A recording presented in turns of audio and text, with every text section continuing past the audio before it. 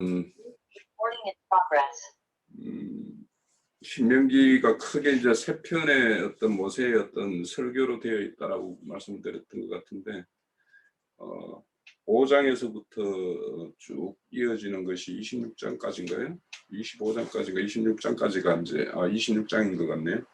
그게 이제 한 편의 설교인데, 우선 우리가 요즘에 그 출애굽기를 통해서 배우는 뭐 십계명과도 이렇게 또 중복되는 내용이 있어서 좀 말씀을 우리가 뭐 지금까지 또 이스라엘이 출애굽해서 광야에서 이렇게 불순종으로 행했던 이런 이야기들이 다 이렇게 기록되어 있고 해가지고 뭐 내용에 대해서는 좀 그렇게 우리가 낯선 내용보다는 지금까지 우리가 살펴봤던 내용들의 그런 게 이제 중복되니까 큰 어려움은 없을 거라 생각이 들고요.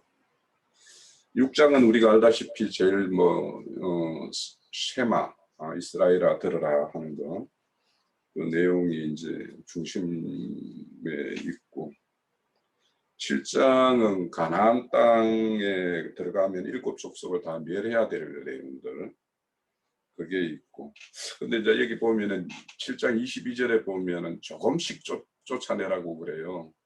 한꺼번에 쫓아내면 오히려 맹수들의 어떤 집이 될까 이렇게 염려한다 하는 내용이 있어요. 이런 것들도 이제 좀 생각해 볼 여지가 있죠. 어째 보면 그게 이제 가나안 족속을 쫓아낸다라는 것이 결국에는 혼의 구원의 어떤 그 상징성을 가지고 있기 때문에 혼의 구원이라는 게 일시적으로 이루어지는 것이 아닌 점진적인 어떤 그런 내용을 좀 담고 있는 듯하고, 8장에 가면은 이제 하나님께서 강약기를 왜 행하게 하셨는가에 대한 내용을 이제 쭉 설명을 하고 있는 듯하고요. 제가 보기에는 이제 신명기 8장의 12절에서 14절에 보면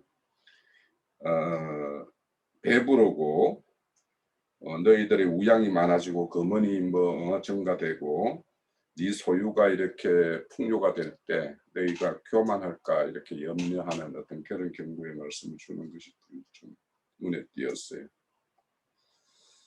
그리고 9장에는 이스라엘이 지금까지 이제 거기 보면은 그 아론의 그 금송아지 사건, 또 가데스 바냐에서의 어떤 명령에 순종하지 않고 이렇게 가나안 땅으로 진격하지 않고 그들을 두려워서 하나님을 믿지 않았다 이렇게 이제 말씀을 해요. 또 그런 것들, 그리고 이제 다베라와 마사와 기브롯 핫다에서의 어떤 그런 불순종, 그러니까 하나님께 불평했던 내용 이런 것들을 좀 언급하고 있고요. 10장에 가면 또 십계명을 다시 이제 다시 받는 것과 아론의 죽음, 또 이제 아론을 이어서 엘르아살이 이제 이어서 대제사장을 이어가는 내용, 뭐 이런 내용들이 오늘 전체적으로 우리가 봤던 내용들입니다.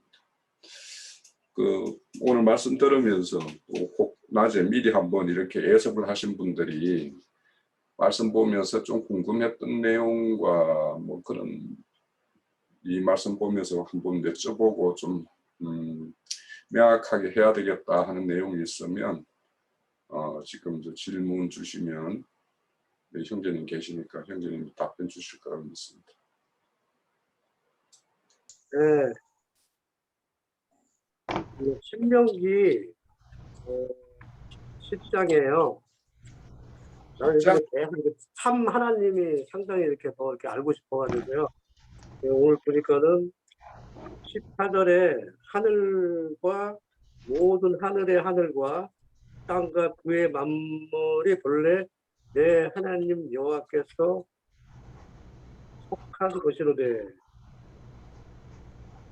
그러니까 이게 그 말씀하고요. 또 밑에 이제 17절 너희의 하나님 여호와는 신 가운데 신이시며 주 가운데 주시오 크고 능하시며 두려우신 하나님이시라. 사람을 외모로 보지 아니하시며 외모를 갖지 아니하시고. 먼저 제가 이제 궁금한 점은 이제 항상 이렇게 참 하나님을 알지만 하늘과 모든 하늘의 하늘과 요게 이렇게 그때와 때를 가리키는 건가 또 궁금해서 한번 여쭤봅니다. 이게 어떤 뜻일 것인가 이게 좀 궁금해가지고요. 신명기 10장 14절이요.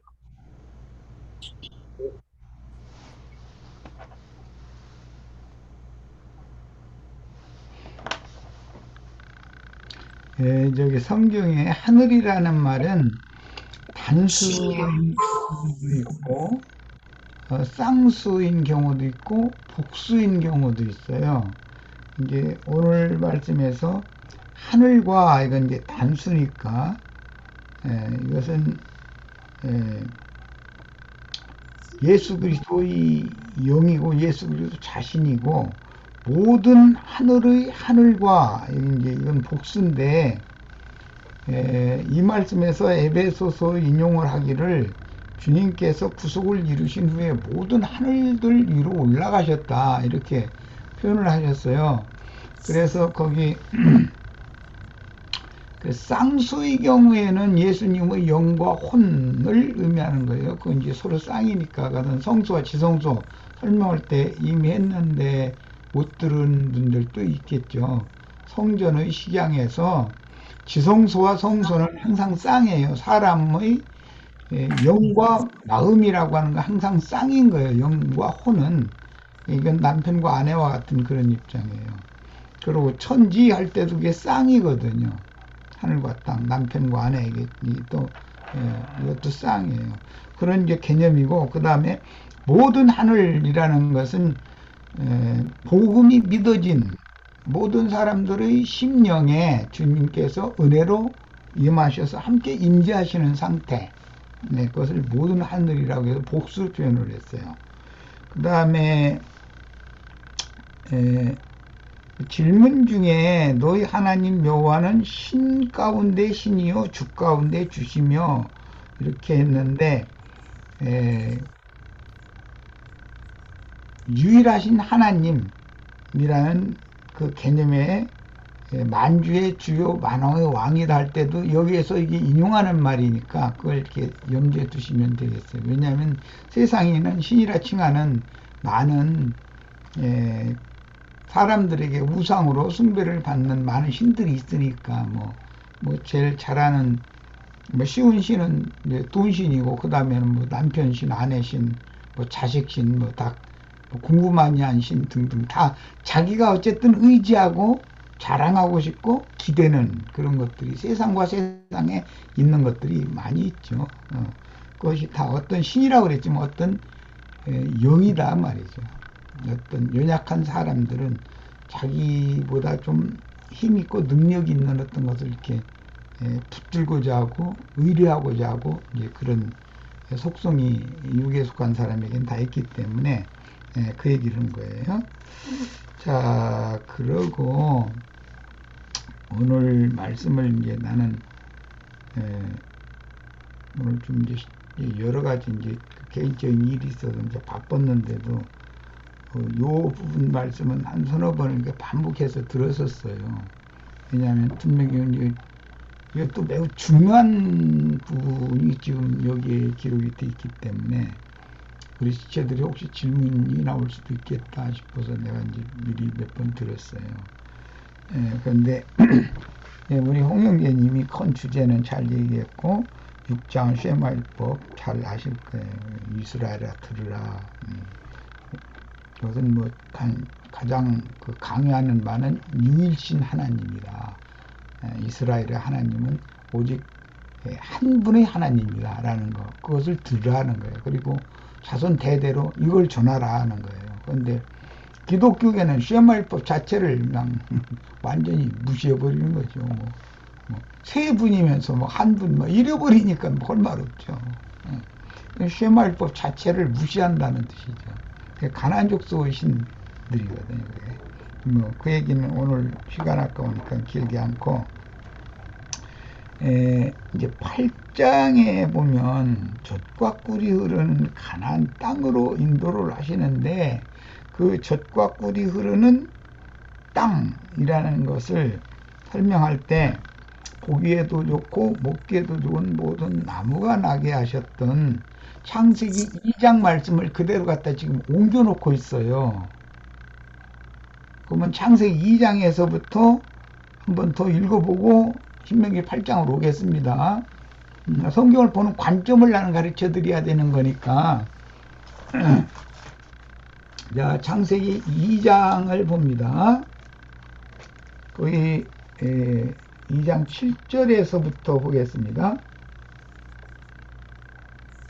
여호와 하나님이 땅의 흙으로 사람을 지으시고 생기를, 하나님의 호흡을, 영을, 바람을, 이제 그런 뜻이에요. 코에 불어넣으시니 사람이 생명이든지라 그러는데, 이것은 산혼이에요. 이 되니라. 여호와 하나님이 동방의 에덴에 동산을 창설하시고 그 땅의 동방에다가 에덴을 창설하신 거예요. 원래 그 땅은 물에 덮여 있다가 드러난 묻지죠. 그 다음에 그 지으신 사람을 거기 두시니라. 에덴에 두셨다고 그랬어요. 그런데 에덴이 중심이 되는 그 땅 이야기가 나와요. 이것이 이제 약속의 땅이고 젖과 꿀이 흐르는 가나안 땅으로 이제 성취가 되는 얘기예요. 이 기본 어디에서 인용하는지 그 근거를 잘 이해를 하는 것이 중요해요. 여호와 하나님이 그 땅에서, 여기 이제 그 땅이라는 것은 창세기 2장 4절에 이것이 천지가 창조될 때에, 창세기 1장 1절에 썼죠. 하늘과 땅의 내력이 창세기 1장 1절에서 2장 3절까지가 그 내력이다. 이걸 설명을 하는데, 구체적으로 여호와 하나님이 이제 땅과 하늘을, 여기는 창조가 아니고 만드시던 날에요. 이것은 창세기 2장 3절에 그 창조하시며 만드시던 모든 일을 마치고 거기서 다시 만든다는 말은 이어지고 있는 말인 거예요. 여호와 하나님이 땅에 비를 내리지 아니하셨고 땅을 갈 사람도 없었으므로 들에는 후목이 아직 없었고 밭에는 채소가 나지 아니하였으며 안개만 땅에서 올라온 지면을 적셨더라. 그 땅에서 아담을 흙으로 이렇게 빚어 놓으시고 코에 생기를 불어넣은 얘기를 한 거예요. 그런데 이제 이 이야기는 그 욥기 10장을 이제 연결해서 이게 설명할 줄을 알아야 되는 문제라, 그 진흙 땅의 진흙을 이겨가지고 아담이라는 사람을 이렇게 지어놓은 이야기를 하고 코에 생기를 불어서 이제 만들어 놨어요. 그랬는데 그 이야기는 모태에 이 아담의 아버지의 씨를 아담의 어머니의 태에 옮겨 심어 가지고 잉태시킨 것을 이렇게 표현을 하는 거예요. 그러니까 이런 점을 기독교계가 그냥 아담이 인류의 조상이고 아담은 그냥 진흙 이겨가지고 그냥 막 하나님의 공작품 만들었다, 뭐 어린이집에서 그 찰흙 막 아이들 하는 것처럼 그런 식으로 지금 기독교계 거의가 90% 이상인 것 같아요. 그렇게 말도 같지 않은 생각을 하는 거예요. 성경을 글자대로 이렇게 읽다 보니까. 그러면서 하나님은 그냥 그런데 다 자란 사람을 이렇게 장가갈 만한 사람을 그냥 빚어놨다, 이제 이러고 앉았는 거예요. 그런데 이것은 성경을 너무, 성경의 그 구속사로 읽지 않고 너무 인간의 생각을 동원해가지고 해석을 신학자들 해놔가지고 대대로 그걸 가르쳐놨기 때문에 이런 오해가 생긴 거예요. 이것은 아담이 분명히 부모가 있고 그 부모 세대까지는 버렸지만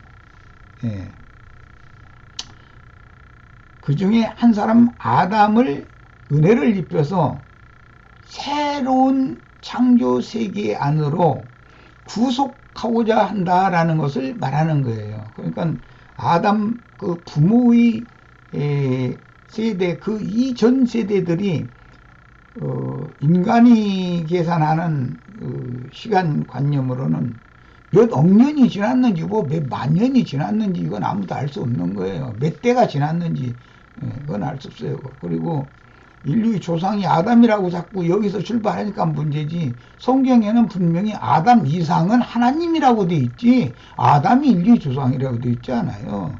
하나님이 인류의 조상이죠. 하나님께로부터 시작이 돼야 되는 거거든요. 그런데 모든 것을 지금 기독교가 뒤틀어 놔버린 거거든요. 그런데 그런 신학에 완전히 다 그런 바탕에 찌들어져 있는 상태에 있기 때문에 우리들이 이 진리를 전하기가 그렇게 어렵게 된 거예요. 기독교계란 건 이런 거예요. 그걸 잘 이해를 하셔야 되겠어요. 그리고 아담은 그 부모를 떠나서 24절에 나오죠. 2장 24절. 이러므로 남자가, 이건 아담을 말하는 거예요, 부모를 떠나서 그 아내와 합하여 하와와 이제 결혼을 해라 이 말이죠. 둘이 한 몸을 이룰지로다 이랬어요. 그럼 아담이, 성경에는 분명히 아담 부모가 있다는 거잖아요. 지금 분명히. 그런데 아담 인류의 조상이다 이래버리면 성경 자체를 처음부터 부인하는 거예요. 안 믿는 거예요 사실은. 성경 위에다가 기독교계가 이제 로마교의 교부들과 기독교계의 신학자들이 이렇게 만들어는 조직신학 교리를 믿는 것이지 성경 자체를 진리라고 믿지 않는 거예요. 그 사람들은. 이게 얼마나 놀라운 일인지를 아셔야 돼요. 이런 것과 우리는 싸워야 되는 거예요. 되든지 사람들을 설득시켜야 되거든요. 자, 근데 이제 본론 얘기로 돌아갑니다. 신명기 8장에는 젖과 꿀이 흐르는 약속의 땅, 아름다운 땅으로 애굽에서 출애굽시킨 자기 백성을 들어가게 할 것을 말씀을 해놓고 있고, 그 백성들에게 주시는 땅이 이제 창세기 2장 9절 이하에 있는 말씀을 지금 옮겨놓고 있어요. 이런 땅이다 이거예요. 원래 여호와 하나님이 그 땅에서 보기에도 아름답고 먹기에도 좋은 나무가 나게 하셨다 그랬어요. 이건, 이 나무는 복수예요. 많은 나무들이 나게 한 거예요. 그러니까 뭐 신명기 8장에는 그 땅에는 뭐 석류나무도 있고 무화과나무도 있고 무슨 나무도 있고 무슨 나무도 있고 막 생명나무가 여러 가지가 이렇게 설명이 되고 있어요. 이제 여기서부터 이제 인용을 하는 거예요. 이 땅으로 다시 인도해 드리겠다는 거. 이게 하나님의 약속이거든. 조상 대대로. 셈족은 그것을 조상들에게 구전으로 받았고, 그게 그들의 소망이고 꿈이었어요. 이 땅으로 다시 돌아가는 거. 그런데 이제 그 과정에서 에덴이 중심인 그 모든 먹기에도 좋고 보기에도 좋고 한 모든 나무들이 나게 하고, 거기엔 뭐 또 금과 보석과 뭐 이런 것들이 나는 그 땅이고, 이것도 신명기 8장이 그대로 나오잖아요. 무슨 철광석도 나오고 뭐 금도 나오고 무엇도 나오고 다 이게 광석도 나오는 땅이에요. 그런데 그 땅이 지금 젖과 꿀이 흐르는 가나안 땅이거든요. 이것을 창세기 2장에서 지금 신명기 8장에다 갖다 옮겨놨단 말이야. 그런데 이것을 설명하는 것은 신약에 와서 우리 구속받은 형제 자매님들이 예수님의 마음에 연합하는 거예요. 예수님의 마음으로 돌아가는 거예요. 타락한 아담의 마음에서 거기서 떠나서, 좀 저주받은 땅이니까 거기서 떠나서 복받은 땅, 복 주신 땅, 복의 근원이 되는 땅, 그 땅인 예수 그리스도의 마음으로 돌아가는 거예요. 그것이 성경의 구속사예요. 그러니까 이런 큰 관점을 이해를 하셔야 그 새 하늘과 새 땅으로 계시록에 가서 결과적으로 우리를 인도한다라고 하는 그 약속 말씀이 성취되는 내용을 관통해서 이게 성경을 읽을 줄 알아야 되는 거예요. 그런 큰 맥락을 가지고 성경을 읽어야 된단 말이에요. 항상. 그러니까 모든 근원은 창세기에 다 있는 거예요. 창세기에. 근데 창세기 말씀이 시간이 지나면서 구속사에서 이스라엘 백성들에게 단체적으로 이것을 적용하고 이것을 예수님이 오셔서 예수님 자신의 영은 새 하늘이고 예수님 자신의 그 마음은 우리들이 들어가야 되는 새 땅이단 말이에요. 예, 거기에다 우리를 데려다 놓는 거예요. 그럼 그 사람이 약속의 땅에 들어간 복받은 사람이 된다. 그 얘기를 하는 것이 성경의 구속사의 핵심이에요. 지금까지 한 얘기는 내가 너무 이렇게 막 뚝뚝 건너뛰어서 계시록까지를 한꺼번에 했는데 그래도 이 정도만 해도 그 영감을 다 받으실 수 있어야 돼요. 그런 관점을 모르고 성경을 읽으면 다 소용없는 짓이단 말이야. 어떤 부분에 막 신학자들이 무엇이 어떻고 왜 가면서 막 헬블라우가 어떻고 히브리어가 어떻고 막 이래가면서 하면은 거기 그냥 혹하고 빠져버리거든. 사실 그러다 보면 큰 흐름 맥락을 놓쳐버릴 수가 있단 말이야. 그 맥락을 못 잡고서 그 성경의 흐름을 모르는 상태에서 어떤 부분적인 어떤 것에 이렇게 미혹당해 버리면 그게 미혹이거든. 이만이라는 사람은 이렇게 우리가 무조건 다 틀린 게 아니잖아요. 그런데 성경의 맥을 오해한 거예요. 성경의 맥을 그리스도께 맞춘 게 아니라 자기에게 맞췄기 때문에 그 중간중간에 함정이 생기는 거거든요. 그런 것을 우리는 찾아낼 수가 있어야 된단 말이야. 이런 것이 문제다. 여기에서는 이렇게 해석한 것이 이게 문제다. 이걸 딱딱 집어낼 수가 있으셔야 되겠어요. 그리고 이제 이 언약, 이 약속을 이루는 건데 에덴 동산이 중심이 되는 그 땅, 보기에도 좋고 먹기에도 좋은 나무들이 나게 하셨던 그 땅, 또 뭐 금과 보석들이 나는 그 좋은 땅, 그곳에서 쫓겨났단 말이야. 아담과 가인도 쫓겨났고 이제 아담 부부도 이제 쫓겨났는데 가인은 그냥 저주받은 땅으로 버려뒀고 아담 부부는 아담 부부의 후예인 그 아벨 대신해 주신 셋의 후예들은 결국 이끌어서 지금 신명기 오늘 우리가 읽은 이 약속의 땅으로 데려다 놓겠다는 것이 그게 언약이거든. 하나님의 약속이거든. 대대로의. 그런데 그 언약을 이루시기 위해서 언약 말씀을 받는데 첫 번째 언약을 받는데도 40주야를 금식 기도를 하고서 말씀을 받았어요. 그리고 두 번째 또 금식 기도를 하면서 40주야를 또 금식 기도를 하면서 새 말씀을 받았어요. 자, 이것은 지금 이제 예수님이 이 땅에 오셨을 때 요한에게 세상 죄를 지고 가는 하나님의 어린 양으로 소개를 받으시고 40일 동안 금식 기도를 해요. 그런데 사탄에게 40일 동안 시험을 받았어요. 그 짐승들과 광야 함께 지내면서 시험을 받았어요. 그러니까 원래는 그 짐승들이 살면 안 되고 그곳에 아담 부부가 생육 번성을 해야 되는 거예요. 그 좋은 땅에서는.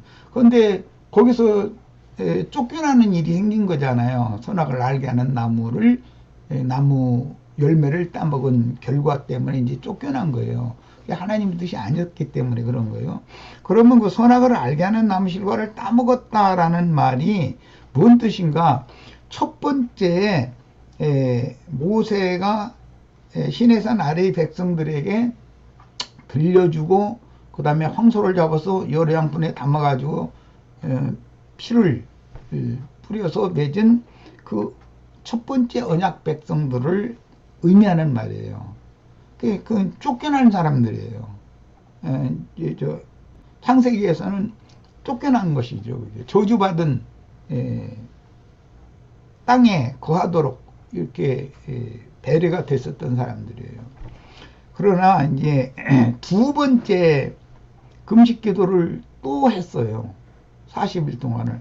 그것은 예수님이 구속을 이룬 다음에 제자들과 40일 동안을 또 함께 동행을 하면서 주님이 이루신 구속을 약속으로 줬었던 것이 이렇게 이루어진 사실을 이제 두는 거예요. 두 번째는. 첫 번째는 그 약속 말씀만 주시는 내용과 같은 거니까 인자 예수의 사역으로 제자들에게 그걸 주었는데, 제자들이 나중에 예수님이 죽고 부활 승천 하셨다가 이제 재림하셔서 제자들과 40일을 다시 이제 부활절 이후, 초실절 이후 사순절이라고 그러는데 40일 동안을 제자들과 함께 다니면서 인식을 시키는 기간이었었어요. 두 번째 기간은 새 언약을 인식시키는 거죠. 모세의 율법을 그리스도의 율법으로 적용시켜주는 기간이죠. 그리고 그 후로 열흘이 지난 오순절 때 이제 그 영이 제자들을 통해서 다시 말씀이 전파되므로 모든 사람들이 120명에게 이제 영이 부어지는 거예요. 이런 것은 과정이다. 그래서 40주야라고 하는 것이 왜 반복되는가도 알고 계셔야 되고, 이것은 좀 이제 우리들에게 적용을 하자면 약속을 받되 천연적인 옛사람과 맺은 너희 옛사람에게 말한 바 이렇게 모세의 글로 이렇게 하였거니와 그 옛사람과 맺는 언약을 말한 것이거든요. 두 번째, 구속을 이룬 이후에 40일 동안 제자들에게 주님이 그걸 다 이루는 거, 사람은 그걸 이룰 사람이 하나도 없었다는 것을 이제 가르치는 거예요. 하나님 자신이나 하나님의 요구를 이룰 수 있는 거죠. 그래서 내가 다 이뤘다. 이 사실을 사람은 할 수 없는데, 왜냐하면 사람들은 약속을 주면 우리가 그거 다 준행하겠나이다 이렇게 하는 게 사람의 특징이기 때문에 주님께서는 사람은 도저히 하나님의 요구를 이룰 수 없는 거다.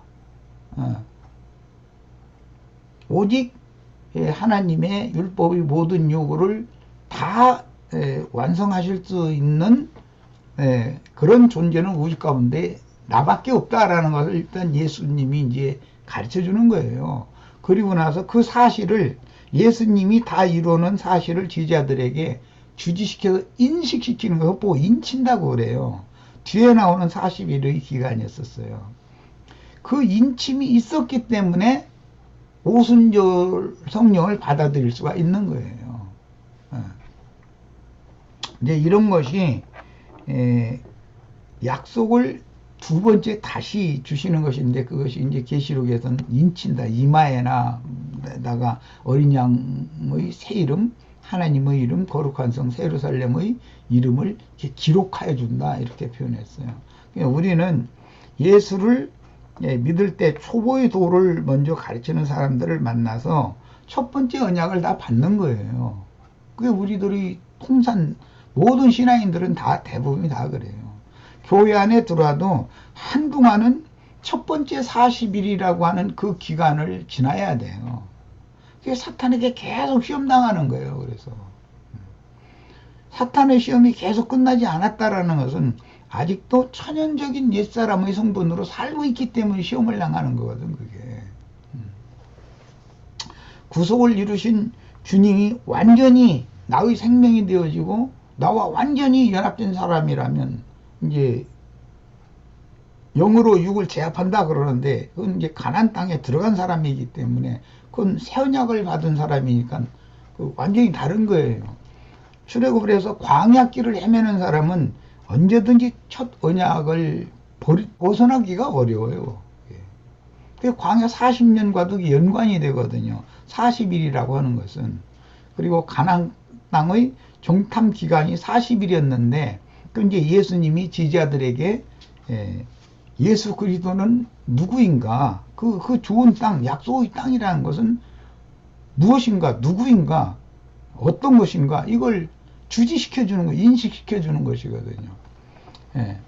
그 이제 결국은 우리가 이제 지금 가나안 땅 정복 전쟁을 하는 중에 있는 분도 있고 전쟁을 마치고 하나님의 영광 앞에 들어간 것은 이제 육의 장막을 벗고 안식에 들어간 걸 말한 거기 때문에 완성된 사람은 없어요. 그러나 하나님의 영광에 턱 앞에까지 지금 사실은 우리가 다 와 있는 것이거든요. 그래야 되는 것이고 이것은 뭐 내가 이렇다 저렇다 이렇게 판단할 수는 없으나 물론 남을 자도 있을 거니까 이런 이제 큰 틀을 가지고서 성경을 봐야 된다. 그러니까 오늘 좀 말이 길어졌는데 젖과 꿀이 흐르는 약속의 땅이라고 하는 것이 창세기에서 옮겨진 거다. 신명기 8장은 창세기 2장에서 그게 옮겨진 거다. 이거 신약에서 예수님의 영과 예수님의 마음, 나는 마음이 온유하고 겸손하니 내게 와서 배워라. 그리하면 너희가 쉼을 얻을 것이다. 최종적으로 이제 안식을 얻는 얘기니까. 그리고 마음이 온유한 자는 땅을 기업으로 받는다. 이게 반복해서 나오는 말이에요. 그 땅을 기업으로 받는다는 게 예수님의 마음에 궁극적으로 안착하는 것을 말하는 거잖아요. 이런 큰 관점과 틀을 가지고 성경을 읽을 수 있기를 바라요. 오늘은 약속의 땅과 40일에 대해서 이제 중점해서 말씀을 드렸습니다. 마칩니다.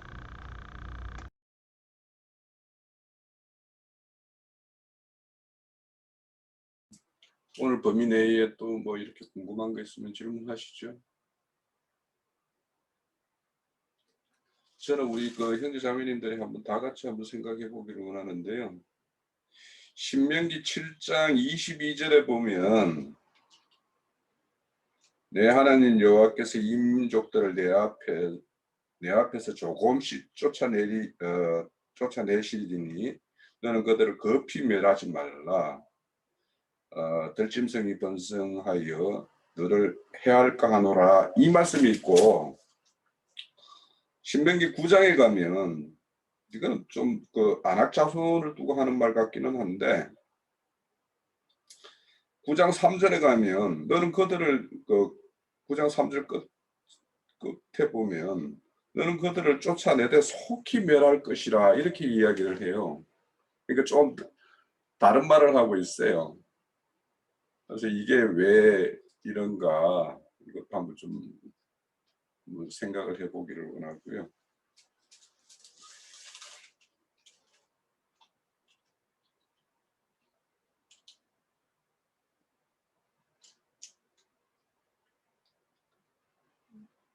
그 8장 2절에 보면 그 하나님이 강약기를 행하게 하신 이유를 세 가지를 말씀하고 있어요. 첫 번째는 너희를 낮추려고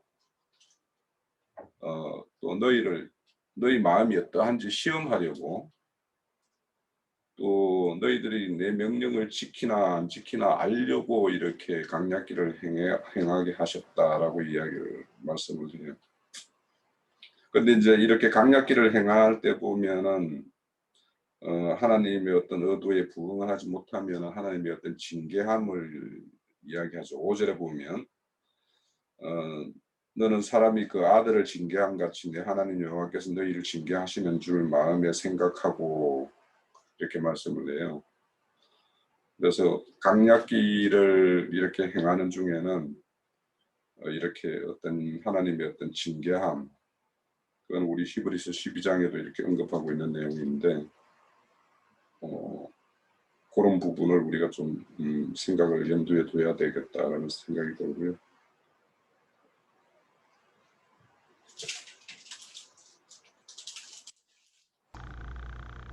형제님 지금 지적한 그런 문제를 우리 지체들 두고 좀 같이 토론 좀 하실 수 있는 분 없어요? 어디서는 조금씩만 멸하라고.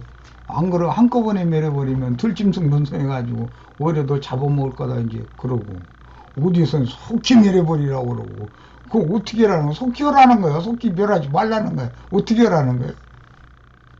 이거는 저는 마태복음 뭐죠? 12장인가 어딘가 보면은 뭔가 이렇게 소지를 해놨더만은 뭐 동부 귀신을 데리고 와가지고 이렇게 어? 일곱 동부 귀신을 데리고 와서 이렇게 한다라는 것이 뭐 이 앞에 7장에서 말을 하는 것 같은데 저기 우리가 이제 전도를 하다 보면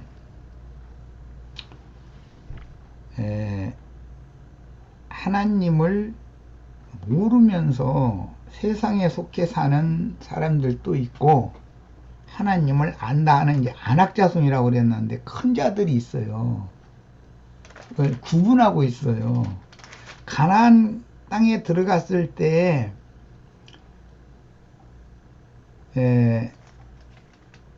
많은 그 가나안 족속들에 대해서 얘기를 하고 있어요. 그 사람들을 한꺼번에 다 멸해버리면 안 된다는 거예요. 조금씩 조금씩.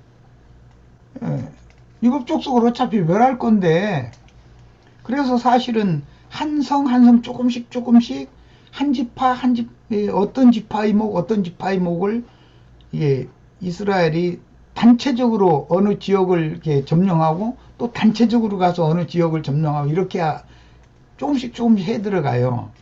그런데 안악 족속을 만날 때는 그냥 신속하고도 그냥 급히 싹 멸해버려야 된다고 이렇게 돼 있어요. 그러니까 이거 한번 잘 생각해 보세요. 전도의 방식이요, 이것이. 예, 기독교계에 속한 어떤 이들에게 전도를 할 때는 평신도들한테는 한꺼번에, 소위 말하는 평신도들한테는 한꺼번에 오늘 우리가 나눈 이런 말씀들을 막 이렇게 다 주면 다 아이고 은혜 된다고 받을 것 같으죠. 사람들은 생판 생각지도 않고 아담이 부모가 있어? 뭐 막 이러고 나오고 탁 돌아서 버리거든요. 그건 차근차근 야곱야곱 먹어 들어가야지 단목에 한 목에 이렇게 먹어버리려고 했다가는 못 걸려버리는 거예요. 그거 안 되는 거예요. 그런데 자칭 큰 자 사울 같은 사람 안악자손이잖아요. 이런 사람들은 그냥 단번에 먹어 치워버려야 돼요. 그래야지 그 사람 슬쩍 건드리려다가 뒤돌아섰죠. 우리 교회에 그 사람들이 늑대제비로 달라들어서 기어 들어가지고서는 난리배랑 내버려. 그런 것도 한번 잘 생각해 보시길 바래요.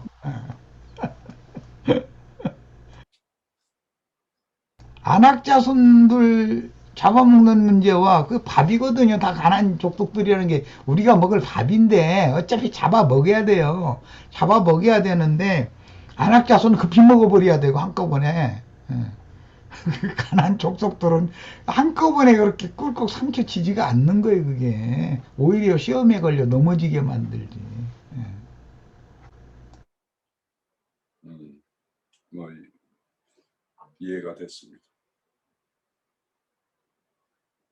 네. 저도 그 22절 보니까 내 하나님 여호와께서 이 민족들을 네 앞에서 조금씩 쫓아내시리니 너는 그들을 급히 멸하지 말라 라고 얘기를 하고 있는데 그 이유가 그 되게 재미좋은데요. 들짐승이 번성하여 너를 해할까 하노라. 이렇게 얘기하고 있는 것을 보니까 지금 그 장로 형제님께서 해석하신 내용이 이렇게 수긍이 됩니다. 네. 전도 조심하셔야 돼요. 알아듣지도 못하는 사람들한테 내가 은혜가 됐다 해가지고 그 사람한테 전해주면 그 사람도 은혜 될 줄 알죠? 그렇지 않은 거예요. 절대 그렇지 않아요. 차근차근 해야 돼요. 네, 그렇게 하셔야 돼. 대신 이제 목사 신부 만나면 이제 세상을 쭉 부셔버려야죠. 단박에 그냥 단박에 쭉 부셔버려가지고 감히 나를 이게 반항을 하려고 하는 엄두를 못 내게 만들어야지. 섣불리 건드려 놓으면 벌떼같이 달라들어가지고 오히려 피해를 입혀요. 사역을 하실 때 앞으로 우리 형제들 이걸 잘 명심해서 이 말을 내 지침으로 삼고 사역을 하셔야 됩니다. 23절, 근데 23절에서 보면 내 하나님 여호와께서 그들을 내게 넘기시고 그들을 크게 혼란하게 하며 마침내 진멸하시고 라고 했는데, 사실 이제 나가서 전도를 하다 보면은 말 그대로 이제 어떠한 질문을 통해 가지고 혼란하게 만드는 것도 하나의 그 전략일 수도 있겠다라는 생각이 드네요. 그러니까 여기 보면은 24절에 보면 그들의 왕들은 그냥 천하에 제하여 버릴 만큼 이렇게 단칼에 베버려야 되는 걸 이야기하고 있고, 그에 속한 자들은 다독거려가면서 이렇게 뭐 전도를 해야 한다니. 우리 형제들이 이제 정확하게 이해를 한 거예요. 그렇게 해야 되는 거예요. 세상 말로 전도를 해도 사람 봐가면서 하셔야 돼.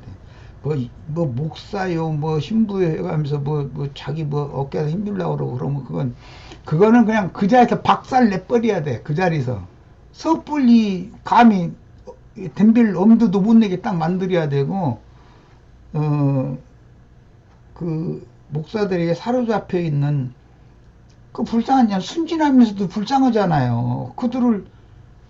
그들은 박살 낼 수도 없고 조금 보면 상처받았다고 이렇게만 나오는 판인데 뭐 그것도 어떻게 한꺼번에 꿀꺽 먹겠어요. 그게 안 되지. 야금야금 누구를 만나면 어디서부터 어떻게 전도를 해서 어느 지점에 가서 어느 과정을 거쳐서 무엇을 얘기해주고 이게 순서를 딱딱 정해가지고 해야 되거든. 처음 만났을 때 그냥 내가 죽고 내가 은혜 받았다 해가지고 무조건 주기만 하면 되는 줄 알고 흑해묵은 그건 전도 실패하기 마련이야.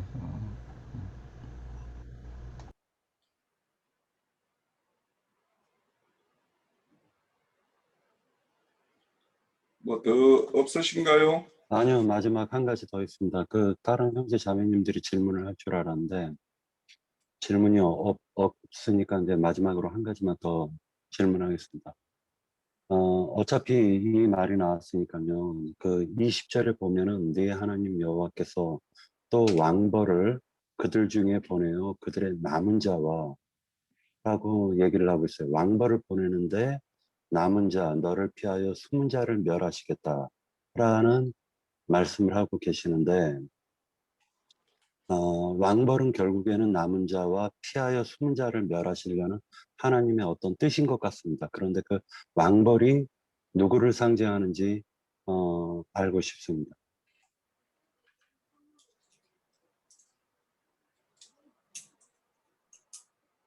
이 왕벌 같은 경우는 하나님의 어떤 능력으로 행하시는 어떤 뭐 우박을 내린다든지 이런 어떤 하나님의 어떤 능력에 동원되어서 이렇게 일어나는 일들을 총칭하는 거라고 봐야 되는 거 아닌가요?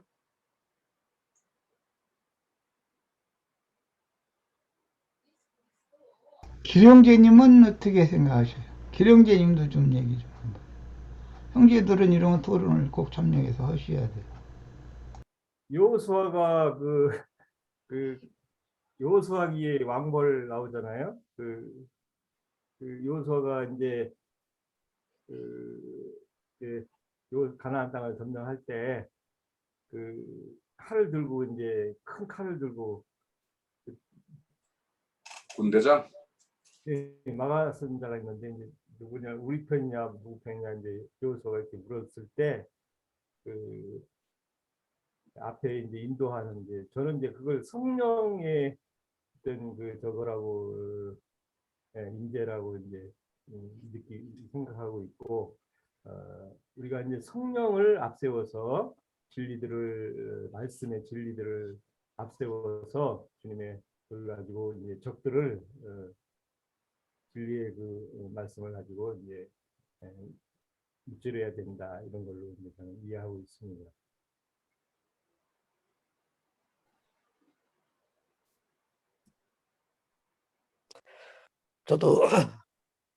저도 한 얘기는 되나요? 저는 그 내생물, 그 사람, 천사, 사자, 소, 목소리. 그러니까 사람 천사로 오신 분을 좀 갑자기 되게 마음이 오네요. 맞는지 안 맞는지 저도 정확하게 그냥 왕벌을 얘기했을 때, 그러니까 우리가 아닌 그 앞선 선진들이 이렇게 좀, 근데 여기까지입니다. 저는. 그러고 이제 주님도 이제 그러셨죠. 너희가 할 말을 생각나게 할 거다. 어떤 그 무슨 그런 것들을 그 상황에서 뭐 이렇게 두렵거나 떨리지 말라. 그때가 되면 주님이 성령으로 이제 우리 안에 있는 것들을 이렇게 내게 할 거라고 이렇게 그걸 주셨죠. 그래서 어떤 그 상황에 성령께 의지해서 그런 상황을 이렇게 이겨나갈 수 있다 이렇게 저는 봅니다.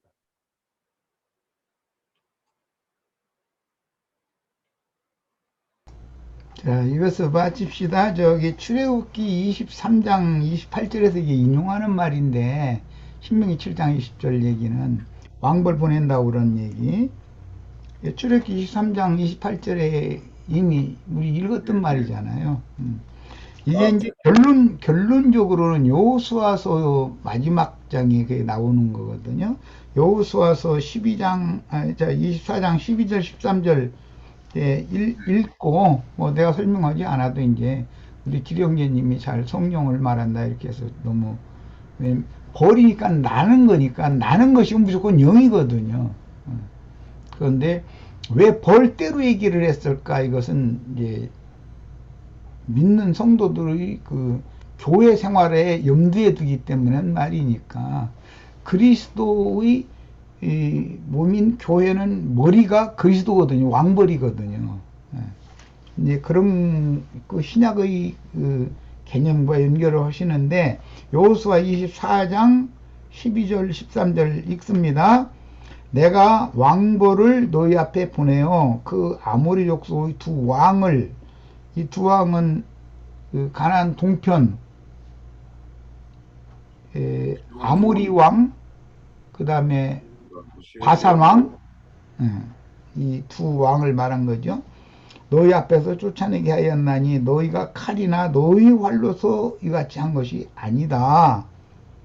벌떼만 날아간다 해서 많은 벌떼같이 달려들었다 해서 그 사람들 이길 수 있는 건 아니다. 지금 그 말이에요. 아니며 내가 왕벌이 앞장서서 왕벌이 싸운 거예요. 왕벌이 실제는.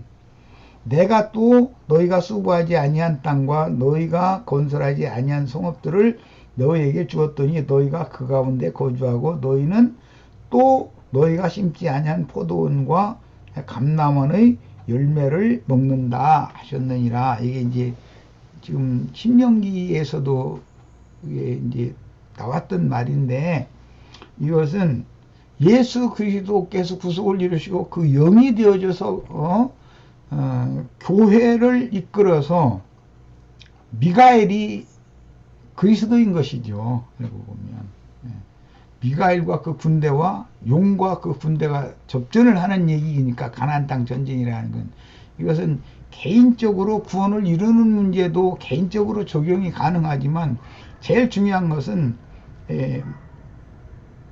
예루살렘과 유대와 사마리아와 땅끝까지 나아가서 주님의 제자들이 나아가서 전도를 해서 온 땅을 점령하는 것이 지금 하나님이 뜻이니까 개인적으로 나만 구원받는 데다만 맞추면 안 되는 거예요. 이건 기본적인 신앙의 바탕이니까 주님의 몸된 교회의 재료를 준비하는 나 자신이 빠지면 소용없으니까 그것도 기본적으로는 중요해요. 그러나 더 중요한 건 하나님의 뜻을 이루어야 되니까 그것은 온 땅에 전도를 해야 되거든요. 이게 양면 적용을 항상 하실 줄 알아야 되고 그런데 나의 성경 지식이나 나의 언변이나 뭐 어떤 은사나 이런 걸 의지해서 나가서 전도를 하려고 하면 안 된다는 거죠. 이제 성령께 부탁하고 성령께서 앞장서서 전투를 지휘하고 이길 수 있는 길을 그분이 열어주셔야 되는 문제니까 항상 이게 이제 이 왕불 문제도 참 중요하네요. 여기 우리 시체들이 나는 뭐 이제 전도를 하면서 젊은 날에 힘이 있으니까 이런 거에 대해서 누구한테 가르침을 받아본 적이 없어가지고 그냥 막 가서 그냥 까 부시고 척 부시면 되는 줄 알았어요. 그런데 그게 아니에요. 그게 아니에요. 쳐 부시는 게 아니에요.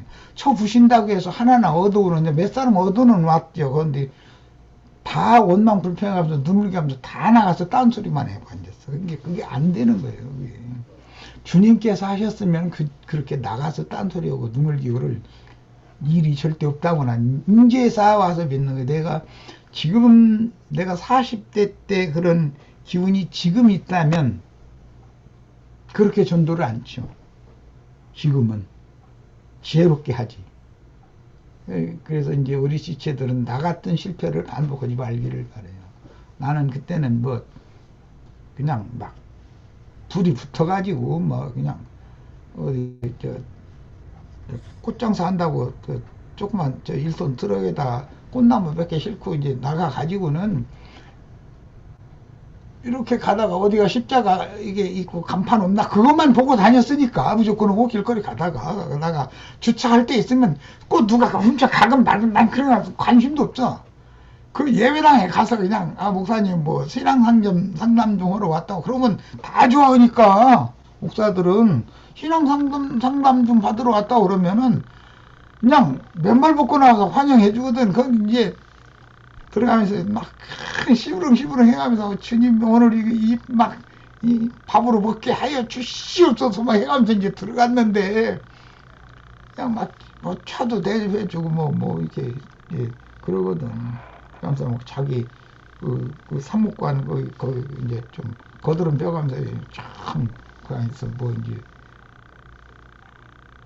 거드름 떨고 이제 그런 사람한테 이제 차근차근 이거 파고 들어가가지고서 개망신만 주면 그 사람이 굴복하는 줄 알았는데 그게 아니야. 개망신 당하면은 절대 굴복을 하는 것이 아니라 자기 울타리를 더 2겹 3겹으로 쳐버려요. 그 근처 얼씬도 못하게 만들어버려. 이제 그것을 여러 번을 경험을 했는데도 이번에는 성공하겠지 이 힘이 있으니까 그러고 속아서 그러고 다녔었어요. 근데 그게 그렇게 되는 게 아니에요. 이 말씀을 알았으면 내가 그 짓을 했지. 열심히 장사할 일이지 그게 뭔 짓이야.